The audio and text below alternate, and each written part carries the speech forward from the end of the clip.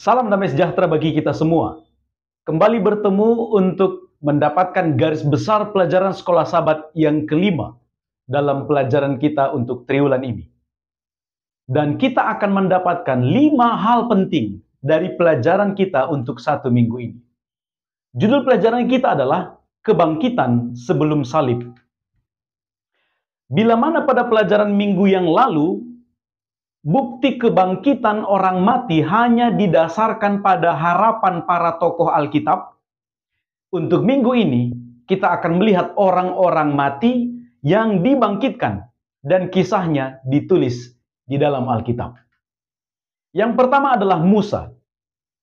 Ditulis dalam Ulangan pasal 34 ayat yang kelima bahwa Musa mati dan Tuhan menguburkannya. Tidak ada seorang pun yang mengetahui di mana kuburannya hingga saat ini.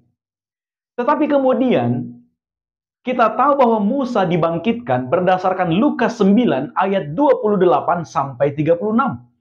Pada waktu murid-murid melihat Yesus bersama dengan Musa dan Elia ketika itu. Maka kita mengambil kesimpulan, Musa mati lalu Tuhan bangkitkan. Yang kedua adalah anak janda di Sarfat. Kisah ini ditulis dalam 1 Raja-Raja 17 ayat 22. Anak janda itu mati, kemudian Tuhan membangkitkannya lewat perantaraan Nabi Elia. Nabi Elia menelungkupkan badannya 3 kali sambil dia berdoa kepada Tuhan, lalu anak itu bangkit. Yang ketiga adalah anak seorang perempuan di Sunem. Ditulis dalam 2 Raja-Raja 4 ayat 35. Hamba Tuhan yang membangkitkan anak perempuan Sunem itu adalah Nabi Elisa. Dengan kuasa Tuhan tentunya. Elisa menelungkupkan badannya terhadap anak itu dan anak itu bangkit. Yang keempat adalah putra seorang janda di Nain. Ditulis dalam Lukas pasal 7 ayat 14. Pada peristiwa ini, Yesus yang membangkitkan anak itu. Kemudian yang kelima, anak perempuan Yairus. Ditulis dalam Markus 5 ayat 41. Dan dalam peristiwa ini juga, Yesus yang memerintahkan anak itu untuk bangun. Kemudian yang keenam, Lazarus. Dalam Yohanes 11 ayat 43. Dalam peristiwa ini pun, Yesus yang memanggil Lazarus keluar dari kubur. Dan Lazarus bangkit. 6 kisah kematian ini ditulis di dalam Alkitab. Mereka dibangkitkan oleh kuasa Tuhan. Lalu apa 5 hal penting yang kita dapat dari pelajaran untuk minggu ini? Yang pertama, terhadap semua peristiwa ini, kematian disamakan dengan tidur. Dan perjanjian lama serta perjanjian baru menganggap kematian itu adalah tidur. Daniel 12 ayat yang kedua, Yohanes 11 ayat yang ke-11, Markus 5 ayat 39.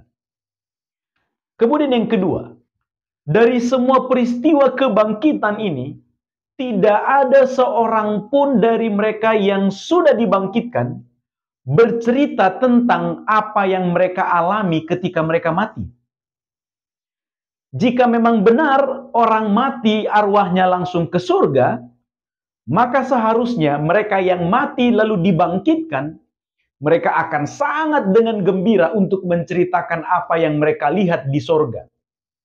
Tetapi ternyata dari cerita kematian yang ditulis di Alkitab, tidak seorang pun yang sudah dibangkitkan menceritakan apa yang terjadi yang mereka alami ketika mereka mati.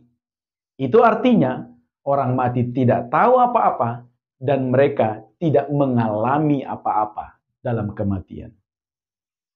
Kemudian yang ketiga, dari setiap kematian yang terjadi, ada pengharapan yang menjadi nyata.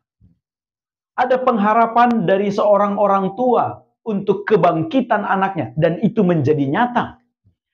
Ada pengharapan dari seorang saudara untuk kebangkitan anggota keluarga mereka, dan itu pun menjadi nyata.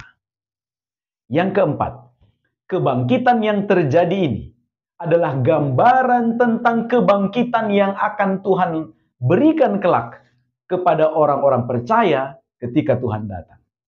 Dan yang kelima, Semua kebangkitan yang terjadi, yang ditulis oleh Alkitab, semua terjadi karena kuasa Tuhan. Artinya, kebangkitan atau kehidupan itu datangnya dari Tuhan Yesus. Maka benarlah firman Tuhan yang juga menjadi ayat inti kita dalam pelajaran minggu ini. Yohanes 11 ayat 25 dan 26.